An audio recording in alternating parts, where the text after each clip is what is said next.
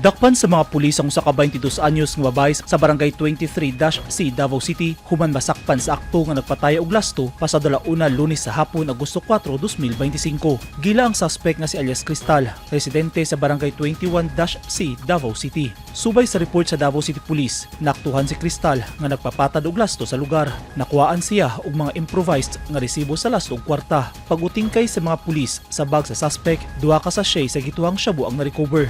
Sa barangay 31-D Quezon Boulevard, Davao City, armas ug illegal nga droga ang nakumpiska sa mga pulis sa Santa Ana Police Station 1 atol sa pagsilbi og search warrant pasado alas 6 Lunes sa buntag Agosto 4 ning tuiga. Nakuha gikan sa balay sa suspect nga si alias Ahmad ang 8 ka putos sa gituohang shabu ug homemade nga .22 revolver. Valor 146,880 pesos ang kantidad sa nakuhang illegal nga droga.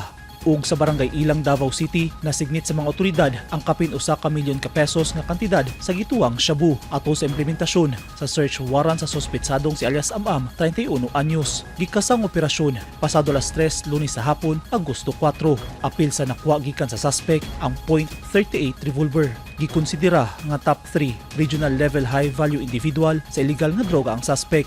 Giandam na ang mga kasong ay pasaka batok sa mga suspitsado. Himas rehas na sa managlahing police station sa syudad ang mga dinakpan. Eugene Hinutan, Newsline Philippines. Stay safe.